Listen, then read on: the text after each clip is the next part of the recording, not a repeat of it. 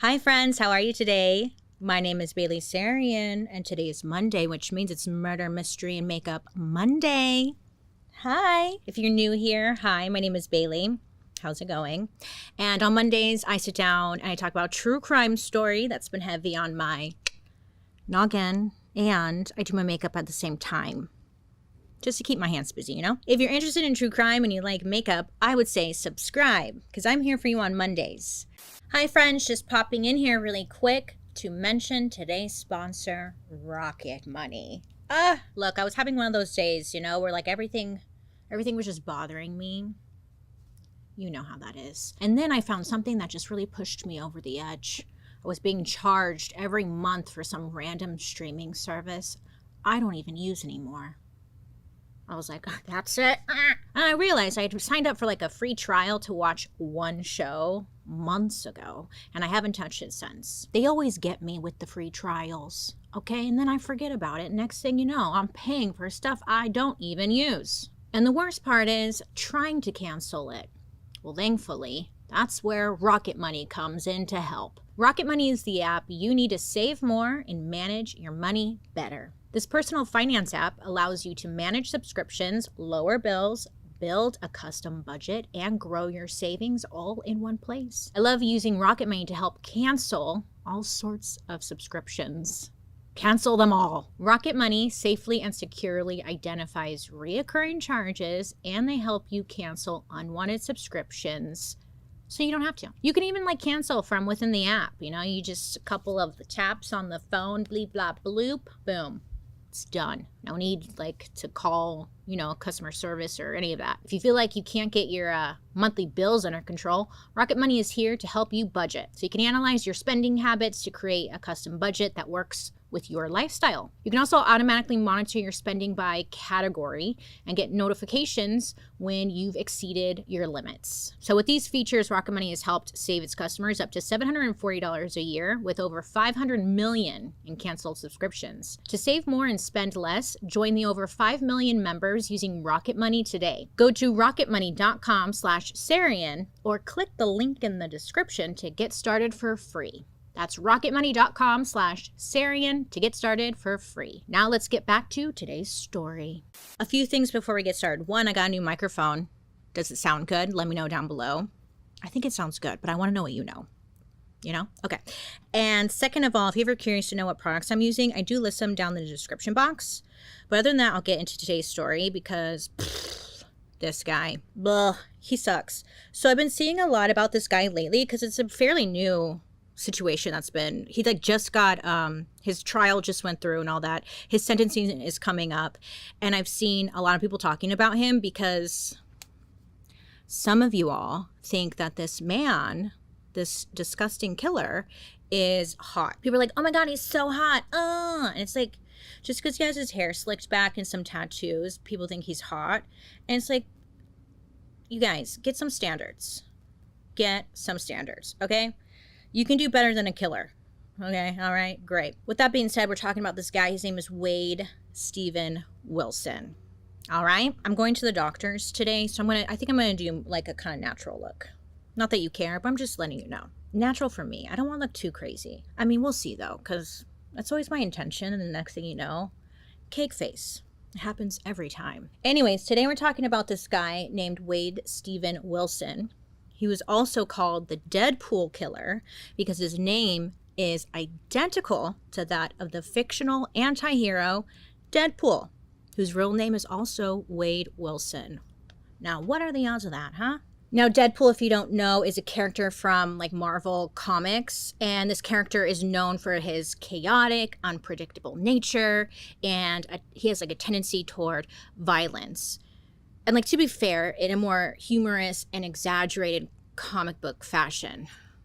It's supposed to be funny. The media likely used this moniker because of the name, obviously, right? His name, and the violent nature of Wade Steven Wilson's crimes. Now, unlike the fictional Deadpool, Wade Steven Wilson's actions were very real and devastating. Leading to tragic outcomes for his victims. So, let me tell you about this guy, Wade Steven Wilson. Now, his story begins on May 20th, 1994. His father, he was just like a teenager. I think he was 14 or 15 years old when he learned that his girlfriend was pregnant with Wade. And, they're young. So Wade's birth mom, I guess she had struggled with mental illness and possibly like addiction. So it was just like a rough start for Wade, that is. But Wade's path had changed when he was adopted by Candy and Steve Wilson. I guess like they were a super kind couple. They attended church with his birth mother. And I think that's probably how they found each other, like his birth mom and the adopted parents. So Wade gets adopted. And as a child, they said Wade, he seems like any other kid. He liked to play sports, he attended church, and he did really well in school. His parents remembered him as a good kid with a promising future. But we're here. So what happened? Well, I guess when Wade, approached his teenage years, a lot of things started to change. So around the age of 13, Wade started showing troubling signs of like mental instability. So he started to become reclusive, he was paranoid, he was moody, and, whenever he would go to school, he would cause disruptions in class. He was that kid. So his family, they're seeing these changes, and it's concerning to them. I don't have like great examples here, but it was concerning enough that they wanted to get him mental health care because they believed that he like really needed it. But Wade, being the teenager that he was, he didn't want it. He didn't want the help. So when he was like 15 or 16 years old, the family, they felt like they had no other option but to invoke the Baker Act. So this is a Florida law, and it's officially known as the Florida Mental Health Act of 1971. And this allows for emergency mental health services and temporary detention for individuals who are unable to determine their need for treatment due to mental illness. I mean, this is just my own personal opinion. I don't know. It must have been concerning enough for them to get him this type of help. So as a part of this act, Wade was held for no more than 72 hours to assess his mental state, and then they go from there. They either give you more treatment, they give you medication, they give you whatever, but they determine in those 72 hours what's wrong. Now, it's possible that these mental health issues were actually made worse by drug use. It's believed he started dabbling with, the hoo-haws, whatever the hoo-haws are. It's also believed that the changes in Wade's mental health may have been influenced by several concussions he got while he was playing sports, and then it was made worse when he started doing drugs. So it was not the right combination for him. So in 2012, after turning 18, Wade, he decided to reconnect with his biological father. His name's Stephen Testaseca. I tried, but his name is Stephen.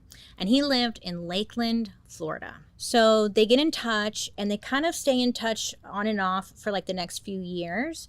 But it doesn't really seem like they got like that close. But regardless, they were in touch. He reconnects with his dad. He's an adult now, which sucks because now when he's getting in trouble, he's getting like arrested and building a record, During this time, Wade got into trouble with the law several times for theft of property and even assault. I was trying to find out more information about this because I was like, this is kind of bizarre, but I don't know. Wade's adopted parents, they challenged these charges, and they ended up taking it to court, and they won their case, which led to Wade's charges being dropped.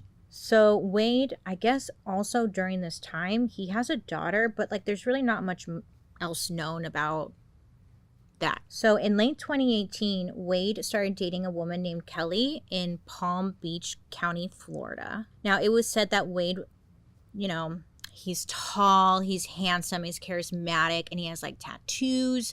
He has a lot of tattoos. And at this time when they started dating in 2018, they weren't that noticeable. They weren't what you see now, So he was attractive, and it was easy to like the guy. So Kelly, I guess she knew him by his middle name, which was Steven. And they seemed happy at first. The first few months are going great. They end up moving in together and living in Lake Worth, Florida, and everything seemed fine. And she said that there seemed to be like no red flags. That is, until Wade was arrested in January of 2019 for grand theft and dealing in stolen property. So there's your red flag, girl. After his release from jail, I guess Wade and Kelly got back together, but things like quickly went downhill. Wade, he started using drugs, I think specifically like at first cocaine, which Kelly at the time, she like didn't realize at first that he was using drugs because she didn't have any experience with drugs. She didn't use drugs herself. She said that like in the past she tried marijuana, but like it wasn't a fun experience. She had a panic attack, so she just kind of never dabbled.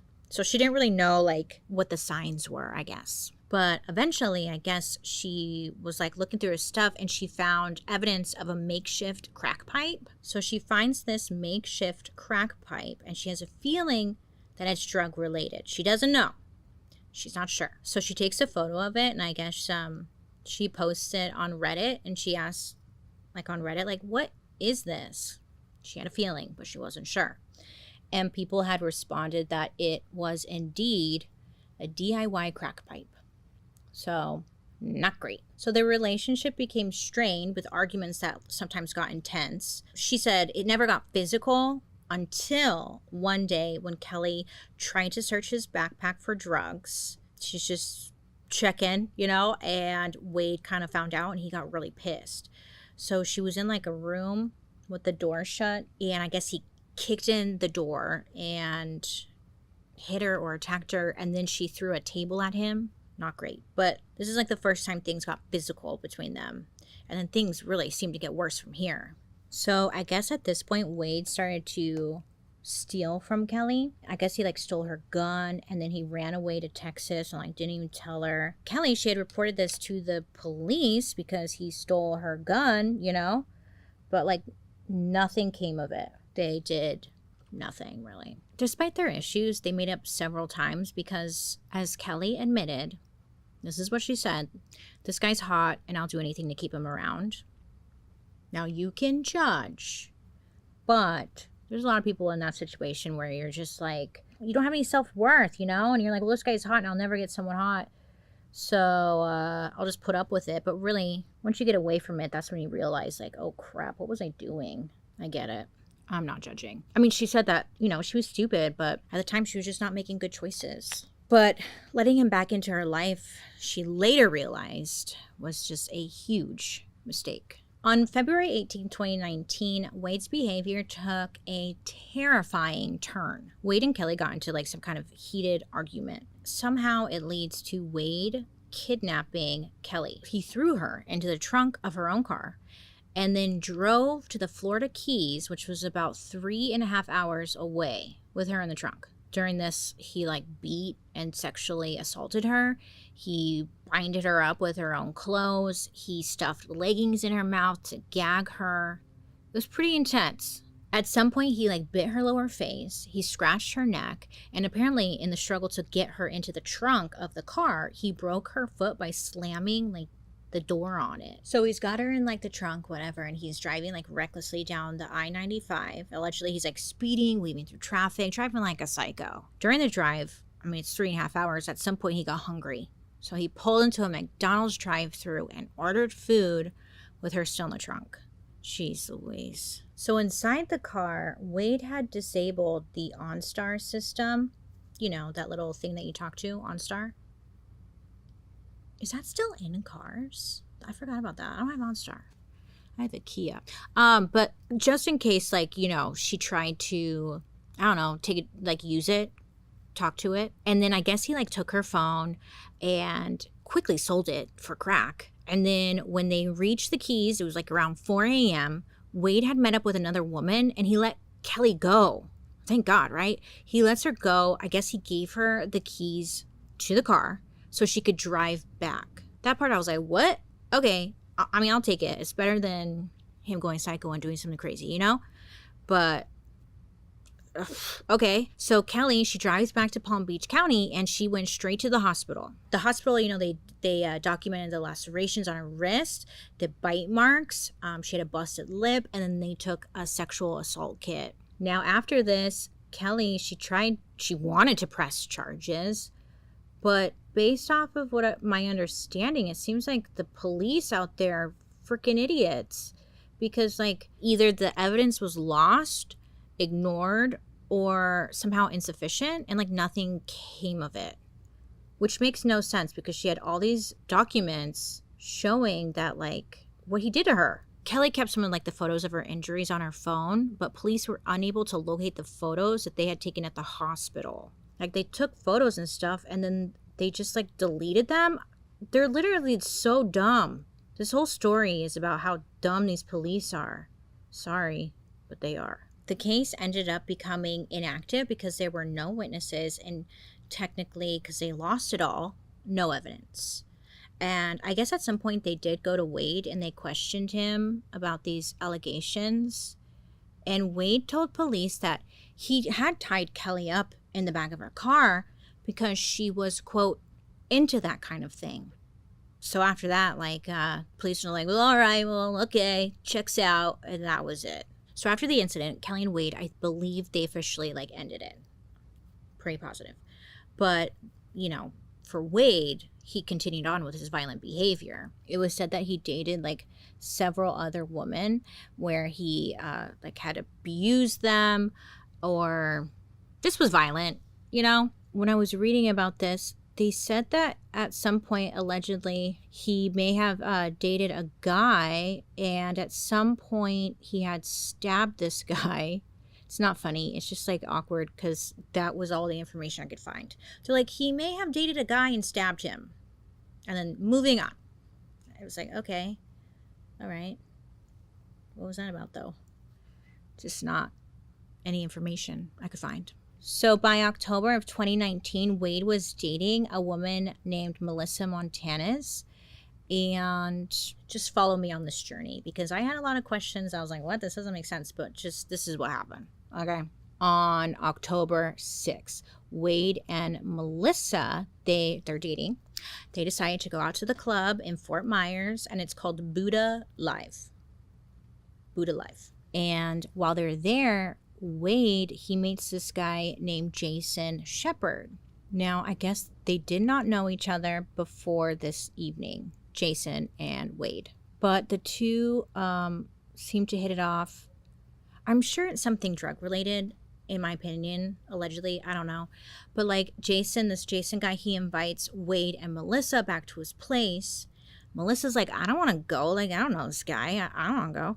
So she's like, no, I'm not going. Well, Wade, he really wanted to go and he did not like her answer. So he's like, you know what? Fine. And he ends up taking Melissa's car and like technically stealing it. So he steals her car and then he meets up with this woman named Christine Melton and her friend Stephanie Johnson. But Wade introduced himself as Junior to the Stephanie girl because he didn't know that Stephanie girl. He knew Christine. Not sure how they knew each other, but whatever, that happened. It was said that Christine and Wade, they had been attracted to one another and were quote unquote intimate. So the next morning, he like stays the night, probably, I'm assuming here, maybe doing drugs. I don't know. The next morning, Wade tried to drive Christine and Stephanie back to Cape Coral where Christine had lived. I guess, well, it was said like he was having a really hard time driving the car he had stolen because it was manual and it wasn't an automatic. So he's like, you know, trying to shift and it's not going so well for him. But they get to Christine's house a little later than they had planned. And Stephanie, the friend, she's like, hey, I gotta go. I gotta take my kid to school and then I gotta go to work. So she leaves. So we don't really know what went down, but something went down, because what we do know is that shortly after Stephanie left, Wade strangled Christine to death. I know. I was like, what? He like tied her up with her own clothes, strangles her, and then he left the crime scene. And he takes Christine's car because he hates that other one that he has to shift with. So he steals her car. And then Wade, he makes a phone call to his girlfriend, Melissa, around 8 a.m. So at first, like, Melissa's not answering. And then about an hour goes by and Wade, I guess, is still calling her. And Melissa answers. And, like, obviously, she's pissed, right? She's like, what the F? So they have, like, a pretty heated argument over Wade stealing her car. And he then drives to her workplace, and it was in like downtown Fort Myers, and he's driving Christine's black Nissan Versa. So he gets to technically his girlfriend's place of work. When he got there, he like tries to drag Melissa into the car, and she's resisting. So then he tackles her, he beats her, he chokes her, he then drags her up the stairs to her business, pins her against the wall by her throat. So awful, right? So I guess once he's got her pinned, he's punching her in the face and just beating her. And I guess he punches her hard enough that she actually starts to bleed pretty heavily. And this kind of caught him off guard. I think it was like a moment where he maybe came back to reality, had like a moment of clarity, because he's like, oh shit. So he pauses. But this pause gave Melissa a chance to like duck under his arm and escape. So she takes off and she like locks herself in a room, I think it was. But she gets away. So when she gets away, Wade just decides to get back in that Nissan and drive off.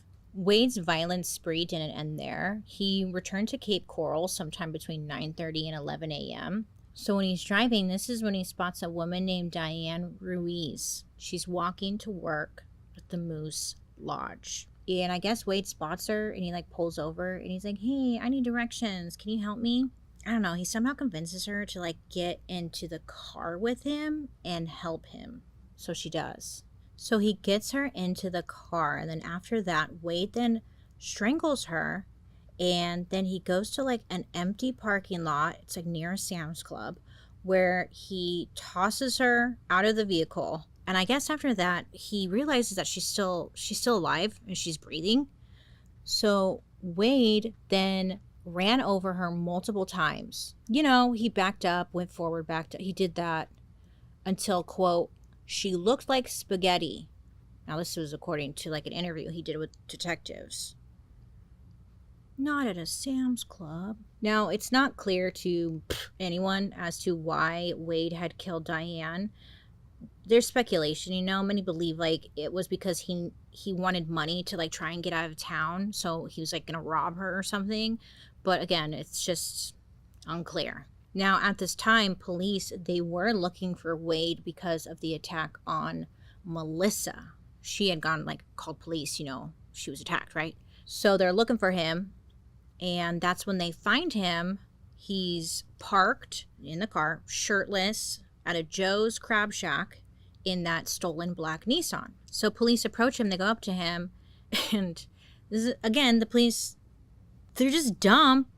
They're walking up to his vehicle. And I guess Wade just like sees them. And he rolls up the window. And then he just drives away.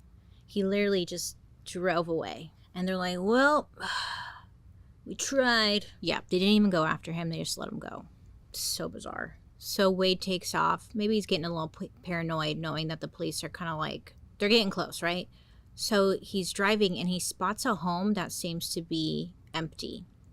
Now he breaks into this home by removing the screen and glass from the window. He's able to get in.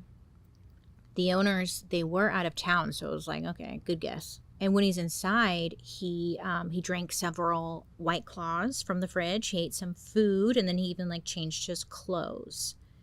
He then contacts his biological father. He calls him up, Stephen, and I guess he breaks down. According to his father, Stephen, when Wade had contacted him, he said that he needed help with something he had done and couldn't take back. Wade went on to say that there were 2 people gone and that they would not be back, ending the call with like, I'm a killer. If you're on the phone and someone says that, what are you gonna do? I don't know. I'm like, wrong number. So his father, Stephen, said like at first he didn't believe him because Wade was a bit of a storyteller, you know? But Wade had like continued to describe to his father like what had happened, saying that he had, quote, choked that bitch, and that he, quote, stayed in the house a while, rolled her up, and was going to try to put her in her trunk, but he couldn't lift her, and that he felt like the rigor mortis had like started to set in, end quote. Stephen later told investigators that his son didn't seem to show like any remorse,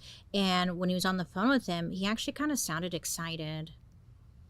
Oh God, I know. Wade, I guess, was originally calling his dad to ask if his dad could like call and get him an Uber out of town. So Steven had asked Wade, like, okay, yeah, like, what's your location? You know, like, send it to me and I'll get you an Uber.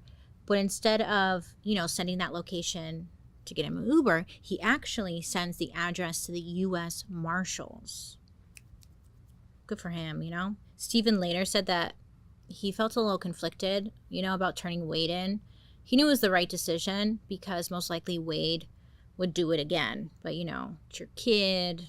I'm sure it's very confusing. That same afternoon, Christine's friend, she was contacted by the police about they had found her car. And she felt like something was up.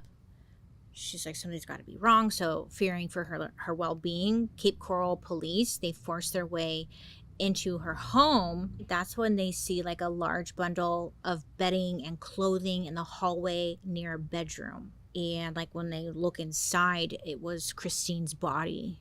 So police like did not initially connect Diane to Wade, but she was reported missing like not long after because she didn't show up to work. And no one had known like where she went, right? So she was reported missing. And then on October 8th, police, they had searched this wooded area where Diane was last seen walking to work, but you know, it led them nowhere. By the next day, it became clear to police, well, based off of Wade's father's testimony, that Wade was responsible for Diane's disappearance. On October 10th, police had checked the empty parking lot near the Sam's Club because police say noticed like a vulture was circling the area. I know, I was like, okay, vulture. Putting the pieces together there. But they see this vulture and they're like, we should go over there. And when they got there, that's when they found Diane's body. So on November 19th, 2019, Wade Wilson was being charged with premeditated murder of the two women.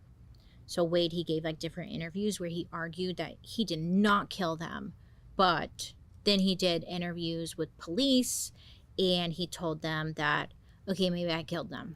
So I was like, okay.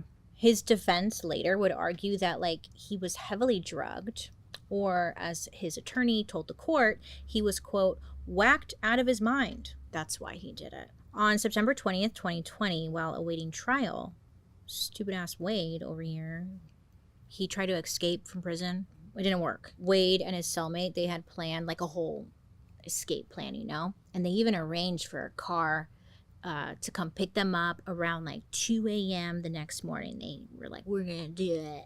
Well, I guess the deputies, they were tipped off about the plan. And so they went to check Wade's cell. And while they were there, they found that the window had been tampered with. The metal frame had been removed. And there were several cracks in the security glass. It was said that Wade most likely would not have been able to escape because even with the glass removed, it would have been impossible for him to fit through the window. So they're like, we don't even know what these guys were thinking. So now on top of everything else, he was also being charged with attempted escape and criminal mischief. Now, during his time in prison, Wade had apparently joined the white supremacist gang, the Unforgiven. So this gang is primarily based in Florida, and like its main symbol is like an iron cross interlinked with a swastika and a Nazi SS in the center. So that's great. And as a member of the gang, Wade also received several face tattoos. This is where he gets like fucking covered, okay? And like all of the tattoos are just straight up racist, and like there's not much else you could say about it. And it's just gross. So while in prison, he got like numerous face tattoos, neck tattoos, and he honestly looks like the Dollar Tree version of the Joker, which is actually really fitting because he got "Why So Serious" and "Ha Ha Ha" tattooed around his left eye. Yeah. Now, Wade's attorney first had asked him, like, hey, maybe you can cover up those tattoos with makeup in court, you know? But then he realized that makeup was not going to cover the tattoos. So the attorney was like, okay, we'll work with it. It'll help us argue for insanity. Yeah. Covering tattoos is not easy. So Wade's trial had started on June 10th, 2024, not that long ago. And he was being charged with first-degree murder of Christine Melton, grand theft, battery, first-degree murder of Diane Ruiz, burglary, and theft. Wade exercised his Fifth Amendment rights, and he decided not to testify. I mean, what was he going to say? But tons of witnesses came forward with their testimony of what happened that night. And, you know, all signs are pointing to guilty. So after 2 hours of deliberation, the jury found that Wade was guilty on all 6 counts. So 9 out of the 12 jurors, they had recommended that Wade be put to death. And Florida only requires 8 out of the 12 jurors to recommend a death sentence. So he qualifies. The sentencing for Wade Wilson is scheduled for August 27, 2024, so coming up. But he's been asking for like a new trial. He was arguing that the state did not sufficiently prove that Wade had possession of Christine's car. Okay. All right. Okay. All right. You know? Also, on top of that, Wade might not even get the death penalty because, like, this whole law about having 8 out of 12 jurors recommend a death sentence, it got passed after Wade was charged with his crimes. So they think this might cause, like, a holdup. So it might not happen on August 27th because of these challenges, but we'll see. We'll see. Hold on. Let me put on my mascara and, like, a lip. Be right back. Woo! All right, so that is the Wade Steven Wilson case. It's worth mentioning. Remember Kelly? It was Wade's his ex-girlfriend. She is on TikTok, came across this, and she's like sharing a lot of things, pretty much how the system like failed her, right? So I will link her TikTok down below if you want to like check out her story pretty much. If you want to hear about how she got fucked up and how the system failed her. Shit, man. His sentencing will be coming up. We'll see what happens. He might get the death sentence. He might not. Either way, he's not hot. He's disgusting. And I hope he stays locked up forever. Sorry. Other than that, I don't know. Let me know down below if you have any stories or cases you want me to talk about. I'm always looking out in the comment section to see what you guys are saying. I hope you have a wonderful rest of your day. You be safe out there, please, and you make good choices. And I will be seeing you guys later. Bye.